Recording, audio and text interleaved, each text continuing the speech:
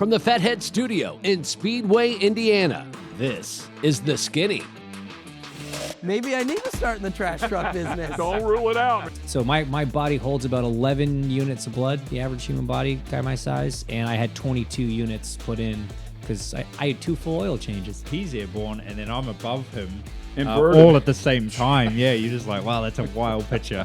Boom, and then it goes boom, and it comes back out. I hang up on the guy. I go, who's this? This is Deion Sanders. I go, yeah, nice try. See you later. Bounce, and then this insane roll. That thing sent it. No. It's okay, you know, we come back. They just do it. Like, man, am I still pretty? And he's like, you ain't pretty, but you're going to be all right. If I was a few years older, you might be calling me Grandpappy. That's like, all right. Hi, I'm Tony Stewart. I'm Scott Dixon. Hey, I'm Antron Brown. I'm Mario Andretti. I'm Christy Wheat. I'm Travis Pastrana. This is Antron Brown, and I'm back on The Skinny. This is going to be a great show. It's always great when our good friend AB shows up at the studio. Hey, welcome to The Skinny. We're right here in Indianapolis, Indiana. I'm Ken Stout, the big man sitting right alongside, as usual. That is Rico Elmore. Yes, that is the 3-time NHRA Top Fuel champ, Mr. Antron Brown, who's joined us inside the studio. And as always, we have Track Dude running all the controls over there. Thanks a lot, AB. Hey, you're in the middle of your season, man, and you found time for us. We appreciate it. Bro, it's getting hectic right now. We're about to head out to that West Coast, and we just got done, man. We're at the halfway mark, and the marathon is getting real. All these teams are no joke. We gotta touch on it right off the bat. Congratulations, your 60th Top Fuel win. You do it against the points leader, reigning champ, and it was a dogfight, man. 0.02 of a second win margin. You're getting it done over there at Norwalk. Congratulations, man. That's a big number, dude. Man, it was an unreal feeling, especially for us, because Maco Tool's corporate headquarters, Summit's right up the street, race-winning brands who we get all of our parts and pieces from, and being there in my crew chief's hometown, Brian Karate, and he had all of his Master Pizzas folks out there. He had his Karate Scoops. He's got his own ice cream now. You know what I mean? So it was so cool to see his whole family, always to his grandkids, everybody out there at the racetrack, friends and family. And, man, that's kind of like a hometown track for our race team. We go out there. We have numerous people on our team from Ohio. And to do it there, it was very, very special. Very special. Yeah, that's congratulations, man. That's a big one. Was it 76 career wins with your 16 on Pro Stock bike and nearly 140 final rounds, man. I mean, dude, man, pretty successul, man. It's hard to believe you could do that like at age 25. Yeah, no, you can actually see it. You didn't shave, I didn't shave, so I'm letting people know the age today. Everybody always sees the clean cut. Fine wine, man. You know what I mean? Yeah, I consider myself fine wine. I'm more like that fine age Ripple. Yeah. No, it's joking. Yeah, I obviously just touching up a little bit on the season for you, and you bumped up to 4th in the points there as well. So a nice move there, and a lot of racing yet to go, of course. But yeah, that was a big moment, man. And I've got to think that, you know, just like all forms of motorsports, when you win a race like that, and at a moment like that, it just makes it all the sweeter. I mean, the other guy could have hit the tires, and you know, and you have a good run, and you're happy with that. But to fight it out and win it, you beat him at both ends of the track, but just by a smidgen here and a smidgen there, and man, that's got to be sweet. It felt good because paint the picture for you. Like first round, we came out there, the conditions did a total 180 flip. Like it got really good, really, really fast because it rained overnight. And we all came back in there. We had our cars pinched back with fuel, and we ran good every qualifying lap. We got all the little brownie points for like being number 2, being number 1 in the first session, or doing this session, that session. And we got some quality points there. And then we get the first round. We thought we were going to run a 70 flat 69. My car was on pace to run a low 69, if not a 68, a high 68. And we dropped the whole, like literally right before half track, like about 500 feet. And we went there and went a 73, and we still went quick enough to win over Dan Mercier, who were racing. Doug dropped the hole, and he treed the guy. The guy outran him by 200s. It was just like gladiators. And we're looking at him like, man. And then the next lap, it was tricky. Nobody got down the track. Everybody smoked the tires off the step. The first 2 pair I'm the third pair. We're like, oh, like I see Brian's like, who you doing? He's pulling stuff back, doing different stuff. And we went out there and made a really good lap. We went out there, went at 75 and all that. And then when we did that, we're like, oh man, we're going to be, maybe we can be low ET of this session, right? Dougie outran us by 100th. Went a 74 with a 5 or 7. The next lap, nobody else who were racing, Doug's on the outside. I'm on the outside of him. I go out there, we're first pair. Track got even hotter and nastier. We go out there and run a 78. We're like, that's a good lap. And I forget, I'm trying to think who we raced in the semis. We raced Justin Ashley. He smoked the tires off the step of the starting line. He's a guy that kind of has your number at the starting line. You gotta look at the stats before you say that. He's got a lot of people's others deal, but I got Justin this many times he's got more. Well, maybe, yeah.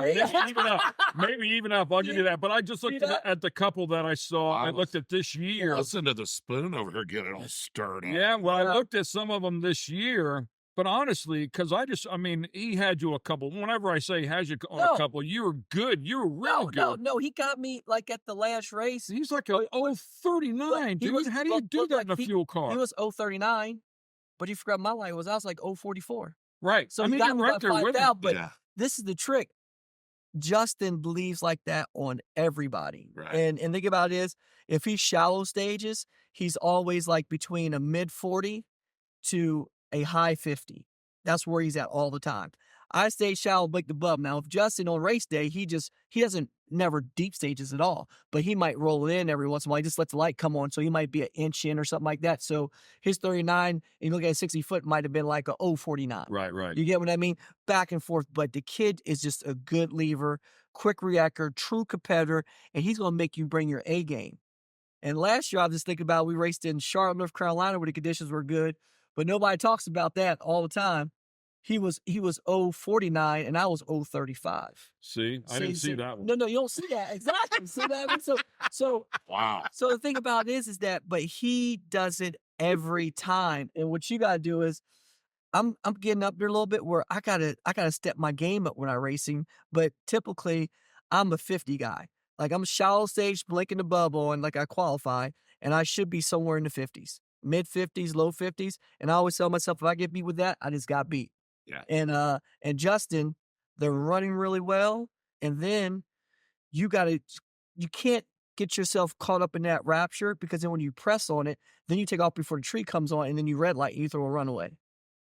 And what I do is I say, if I can leave with him, then I look at Brian. I said, Brian, Mark, Brad, make this thing run faster than his car. Right? Just give me a little bit of love. I'm gonna hang right with you.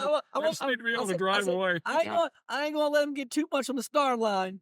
But that's what a champ does. You gotta up your game. And in that lap, like we're talking about Doug, we ran a 78. You know when he goes out and runs? 77. So we're like, he upped us every time by 100th. You know what I mean? And then we come back and we get in the final round. Brian's like, all right, we're gonna flip the script on this. So then we knew the track was better, but we just didn't want to throw it away and try to run like a high 60. And we're going to try to run a low 70. Like we thought we were going to go out there and run like a 71, 72, but the track was that much better that it robbed us, where we went a 70, we went a 73, and Doug went a 74. And I guarantee he was trying to run a 71 or 72 too, but the track just robbed both of us because it got so tight and so good. We are off and running here, one segment in. We love this guy, so loaded with energy, so much information. I promise you it's going to be a great show. Make sure you come back. Anytime you're at a drag strip and they come to the start line, they're wearing white pants, you know they're ready to put the show on, brother. They're putting the show on. The Skinny is brought to you by Fatheads Eyewear. Fatheads Eyewear, hardcore since '04. And American Coach. Innovation is our life force.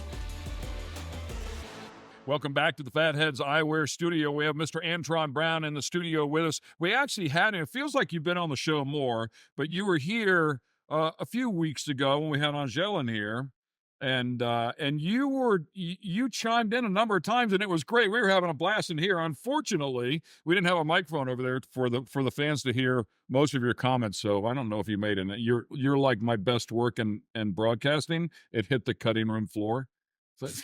I got cut. That's what he said. I didn't make the cut. It's all good. It happens, man. It happens to everybody. It's all right. It's all right. But you were in here, and it was great having Angel in here, of course. And honestly, I mean, I knew you guys were teammates and stuff, but I didn't realize the level of relationship that you guys have, professional relationship, I should say, in motorsports. And obviously, we had a chance to talk to her and her making her Top Fuel debut. How's that program coming along? You were just mentioning it a little bit while we were at break. We've been working and pushing hard for, like, just kind of go forward with that. But at the end of the day, we've been working on the partner relationships where we're getting a lot of people starting to come in, and that's what we're trying to build for that second car. And she's been taken to the A Fuel deal. Like, she's really biting her teeth in, getting good. Been making some test laps, getting her there. She's on point off the tree. She drives the car straight as an arrow, and she hits everything out on time. She's very punctual. And once she gets in that zone, which she's in now, she becomes deadly. She's becoming an assassin over there. So the thing about it is we work with the Mahalik brothers, MBR Racing, with Kyle and Corey and their whole team over there. They got a great team over there. And we've been building that whole infrastructure up, getting better. They got a new car. Then we'll have another new car this off season. And I believe this year here is going to be a great growing year where our goal is to win some races. You know what I mean? We've got runner up a couple times last year. We've qualified number one time, and now it's time to like ante up and start getting it to go better and better and getting the car. The car's going to go to A to B. We had a mishap at the last race that we went out. The car was just way too aggressive, so we got on the other side to bring it back to where it needs to be. So I'm really thrilled about coming up here probably another 3 weeks. We're going to be racing. It's going to be an NHRA divisional in Norwalk, but we're going to also have the Night of Fire where I'm going to be out there with our Top Fuel car running, but they're going to be out there running. So it's a divisional. Yes. And interesting. And a match race. Okay. Yes. Okay. Yeah, that's a great event. I mean, that dude, the stuff that he blows up and burns down at that Night Under Fire, it is. He brought me in to announce that one time. I think it was real early 2000s, if I'm not mistaken, something like that. But yeah, they've always put on an incredible show there. They are showmen. They know how. They know what they've got, and they're very good at what they do. Anytime you have a drag strip and they come to the start line, they're wearing white pants. you know they're ready to put a show on, bro. They're putting a show on. I mean, he's got like a tuxedo. They got white pants on. They got the gloves on their hands and up there. I mean, this is like the car. This is like the circus with a 2-lane drag strip in the middle of it, and they make it happen. And I mean, that place is packed. Oh yeah. Not even standing room. They had that. It's been that way for 25, 30 years. 25 guaranteed.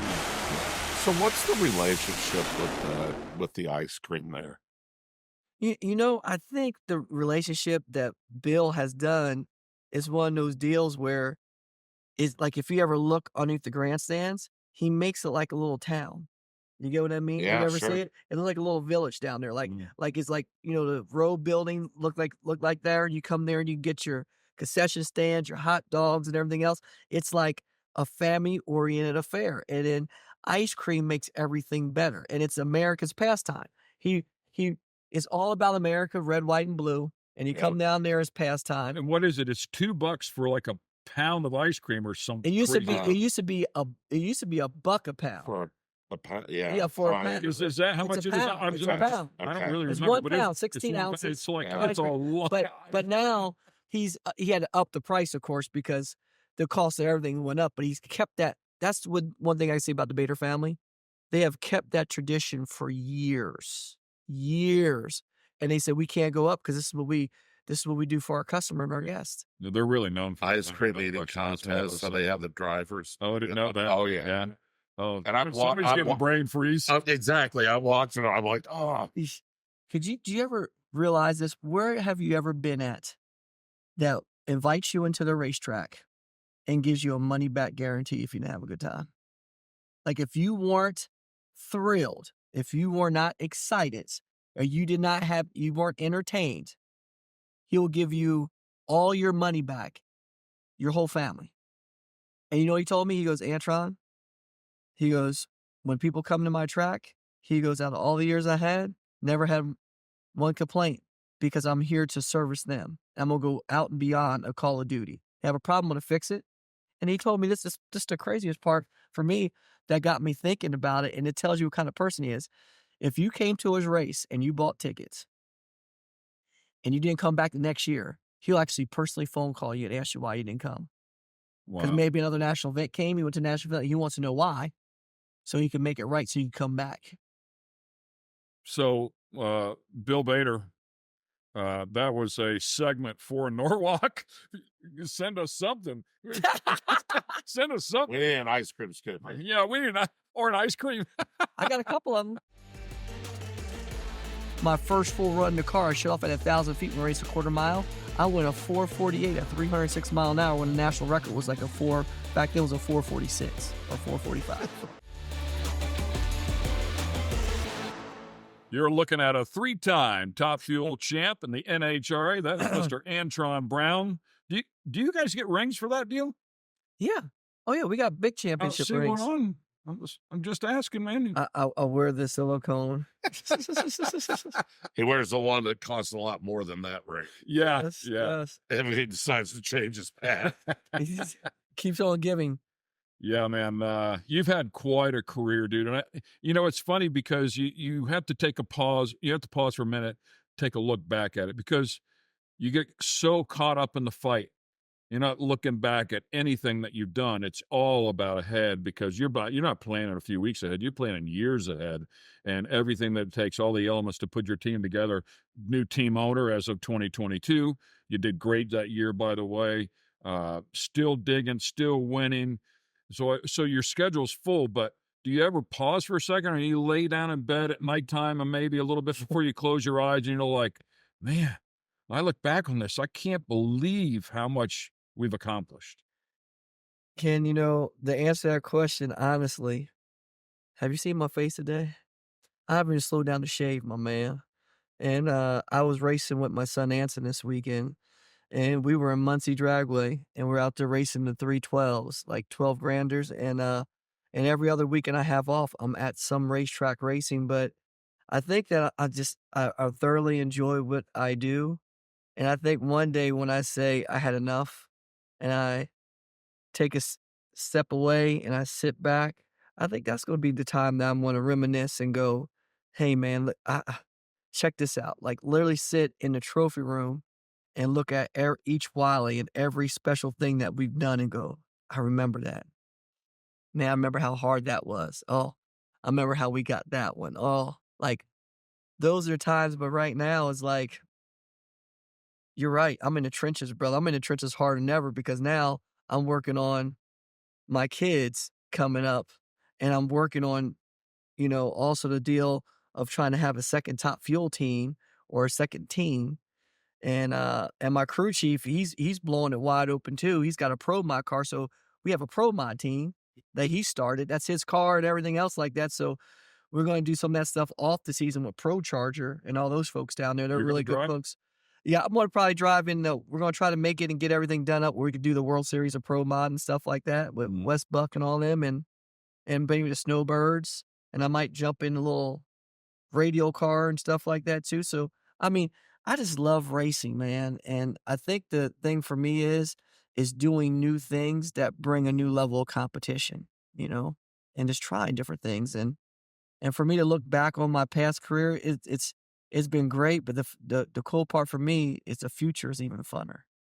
So when you were on bike, I remember perfectly clear. You were on the bikes. What was the transition to Top Fuel? Did you go straight to fuel? Yeah. That's what I remember. Yeah, like but you see how people even like Tony Stewart and all these other people come in, they're doing it the right way. Sometimes I take things different because I'm different.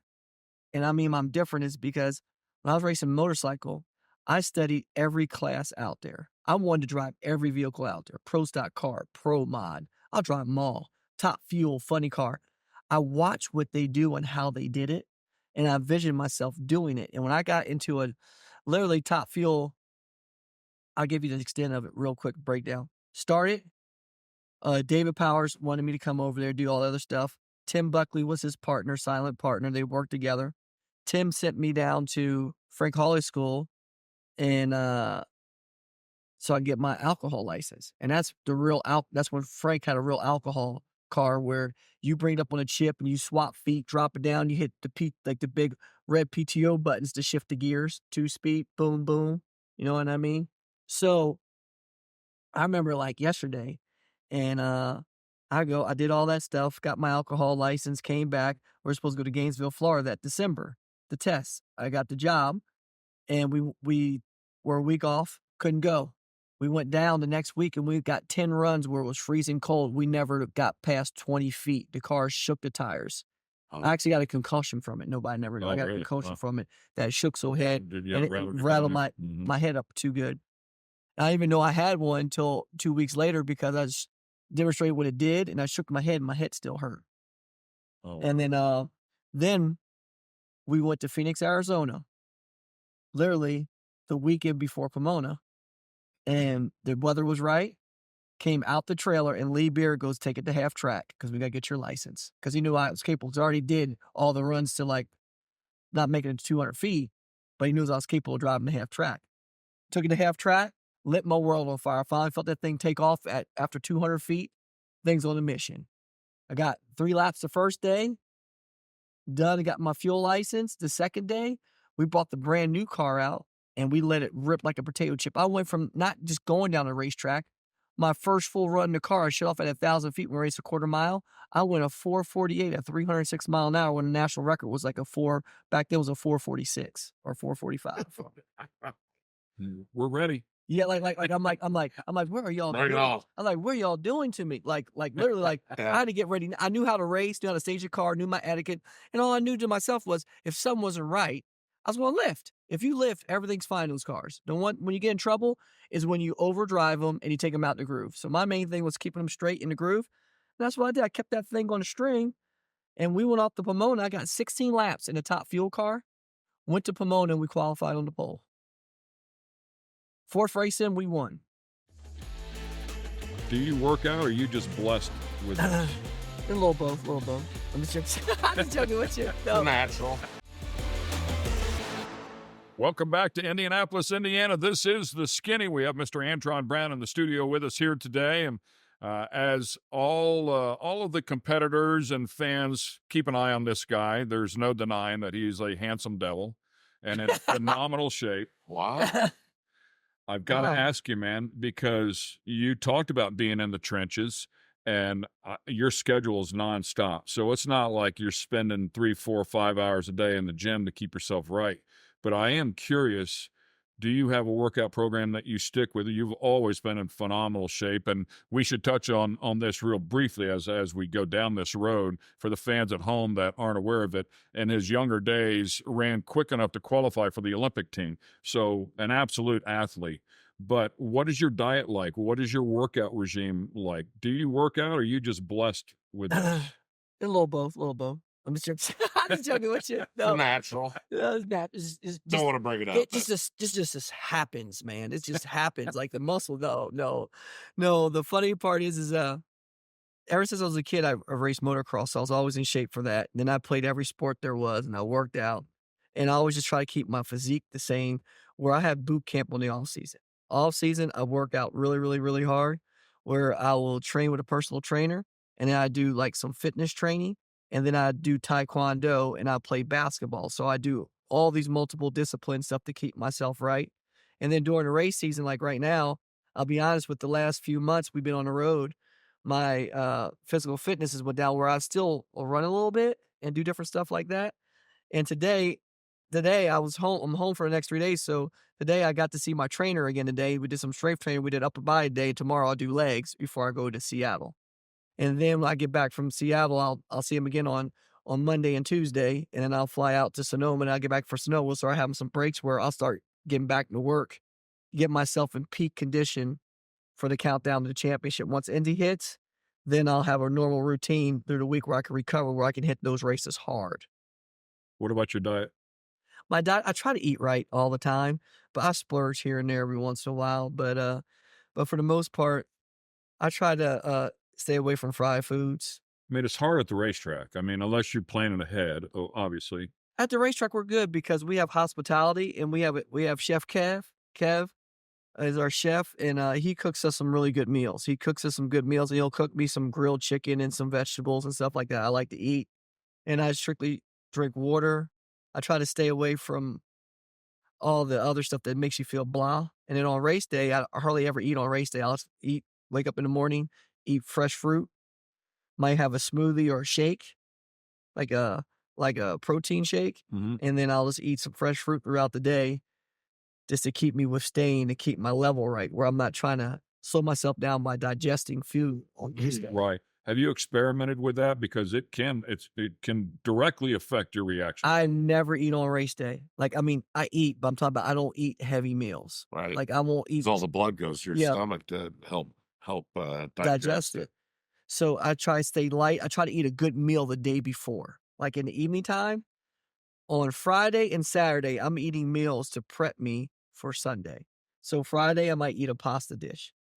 Then the rest of the meals are like a lean meat with a vegetable that I like.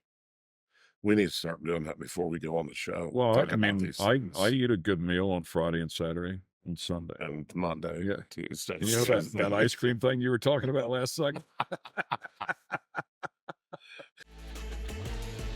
Two, you're like, can I get past first round?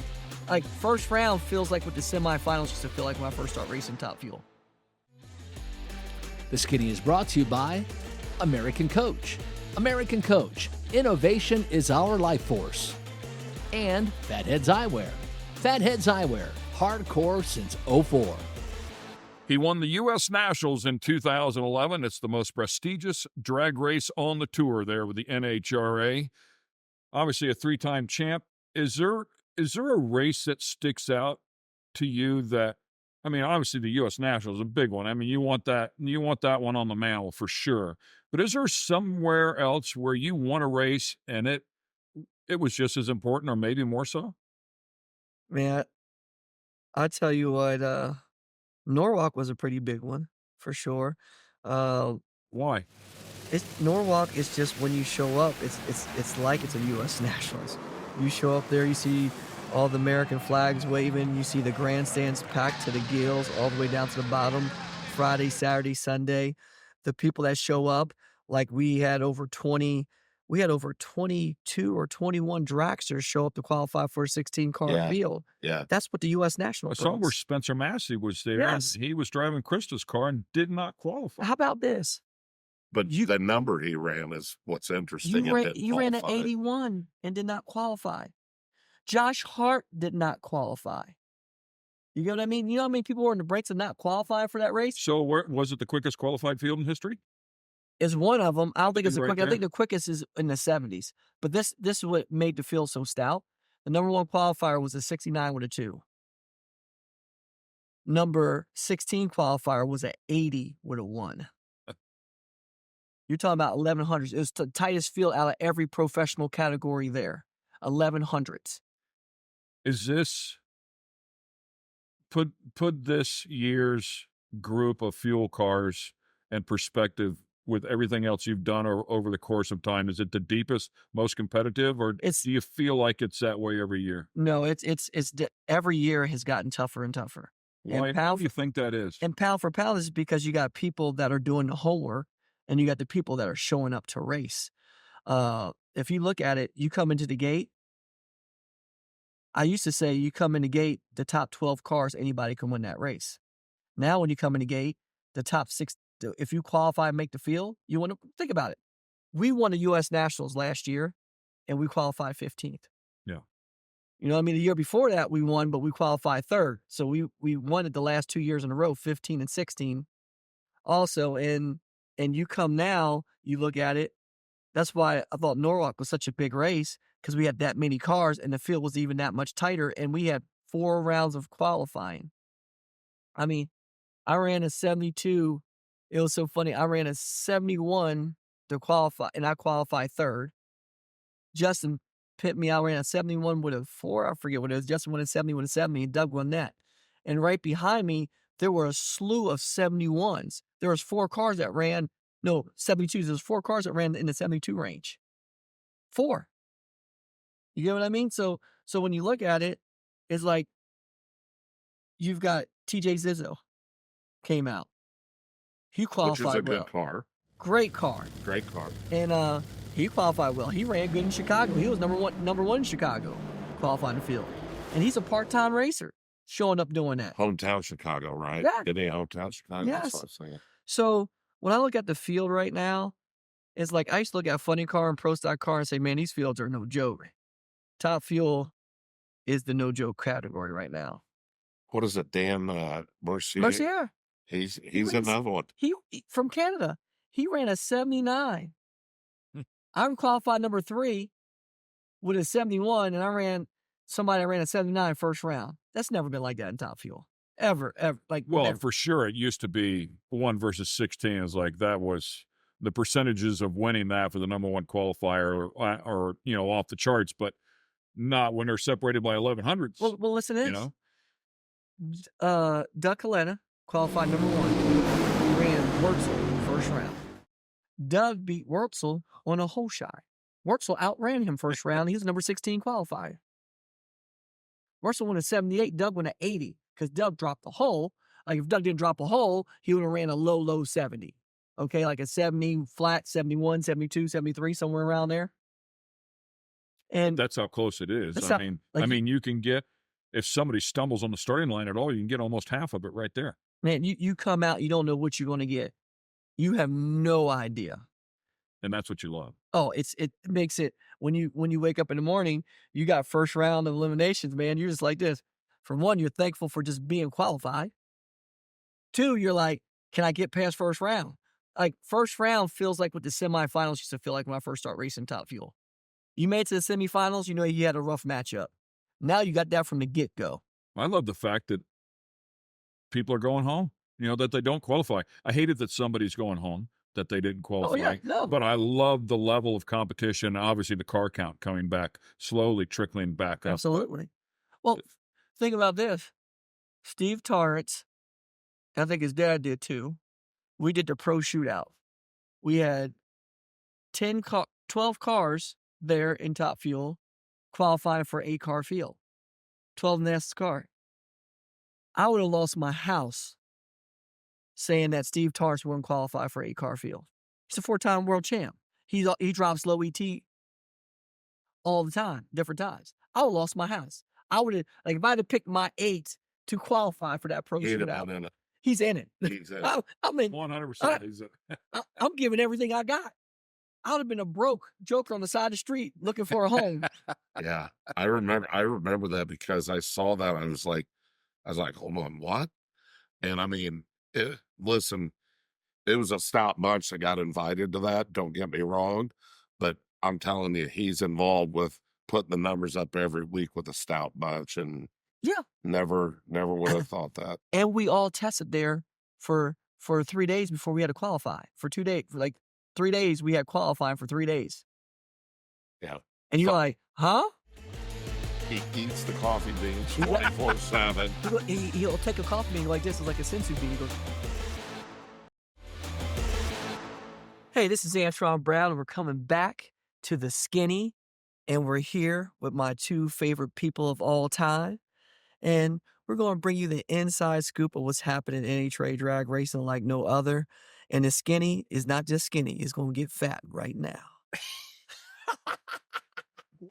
Am I supposed to go, or is it you now? I don't know, but it's like Frank Sinatra. It's like Dean Martin, just a smooth, subtle.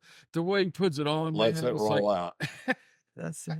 there's a That's good. smoothness to it, man. It's just that cool. It's that different level of cool. I Well, love it. I love it. well, I'm not dark chocolate, but I'm smooth and creamy like milk chocolate. Have you ever not saw a Hershey bar that did not look good? No, I have not. Mic drop, I'm out. Just joking with you. That is so good. Oh man, it's a good time. You're charismatic. You have this level of intensity that's infectious to everybody that's around you. I see, finding sponsors for this game is so difficult. It's the most difficult part of the game. And then the personnel that you have to have on your team to be successful, that chemistry that you have to build and you have to monitor now that you're a team owner. There's so many of those elements that are pitfalls all along the way. But your personality, man, has to smooth a lot of that out and open up a lot of doors. And you're able to maintain that level of positivity, no matter how bad things are going. I say that, whenever I'm around you, you're always that way. Sure, you have your points, your times where it's just overwhelming. But man, you're a great ambassador for the sport. You really are. Fire department coffee. That's a perfect example. Maybe somebody that has more energy than him, and I don't know the guy. Yeah, Jason. Yeah. Jason. He is buck wild, man. Like he I don't know. I think he eats the coffee beans 24/7. He'll take a coffee bean like this, is like a sensu bean. He goes, and he's up on the tire. But I went to a fire show here in Indianapolis, and Jason was there. That's a huge show. Brother, let me tell y'all, he was a rock star. Like every person that's a firefighter knows Jason. Like he is like Superman of like a firefighter. He is the Superman. And they lined up for him and the other guy that they all work side by side. But Jason, doing those commercials with him, it was so funny, man. Just like riding all the different vehicles, doing different stuff, driving the fire truck. And the funniest part for me was when they put me in a fire truck and they're trying to tell me how to drive a truck. I'm like, brother, I've been driving trucks before you even think about it. Like my family owns something business. My dad's truck on the farm. Like, I know it doesn't sound right, but it's true. I drove all of them. He drove turd trucks. Exactly. And pump trucks. And the fire trucks are so easy. You just take off the parking brake and now you hit the drive button. Yeah, he hit it. Oh, dude, I'm like, how hard is the driving? Slow down with the brake, stop, put in neutral, pull the parking brake, air brakes out. I'm like, I want one of those with 2 sticks. That's what I used to drive. I used to drive them, right? The high and low, right? And on deal, and then they went to the even ones where you just have it on the flick. And yeah, right. Yeah, getting easier. Like, you know what I mean? Like, and now they got the automatics. It's good, man. It's like money in the bank. And it was funny. And Jason goes, "What can you not drive?" I said, "I don't know." But I said, "I am Survivor. I'm sure if it's got a gear, if it's got steering wheel and gas pedal." I said, "I'm gonna figure it out." Speaking of drive, didn't you do the midgets out at IMS with Toyota? I did. I only got 10 laps in those things. I got 5 laps one session, another 5 laps, and they were a blast. And it got me hooked, brother. Where I just want to do it again. I want to do it more and more and really like get the lingo down. I got enough just to start getting it sideways and feathering the gas and keeping it going. But I want to get it to where I could drive like Chris Bell drove it. Oh, yeah. That's going to take a little longer. No. I will get it, brother. Just give me a couple weeks, brother. Give me a couple weeks. Weeks. Ask that other guy that drives that Napa funny car if he ever got there. They got it in there. But what you guys are failing to realize is you're almost there. I came from motocross. Okay, so the thing about it is all these NASCAR drivers and all that other stuff, they could do some dirt stuff. I said, let's take it on 2 wheels to the dirt. And it'll be a whole different story. Oh yeah. Whole different story. Game on now. We got him wound up. Right. Stay with us, man. We've got one more segment. I love it. Want to get the skinny on other guests and different types of motorsports? Check out our YouTube page and get the skinny. The Skinny is brought to you by Fatheads Eyewear. Fatheads Eyewear, hardcore since '04. And American Coach. Innovation is our life force.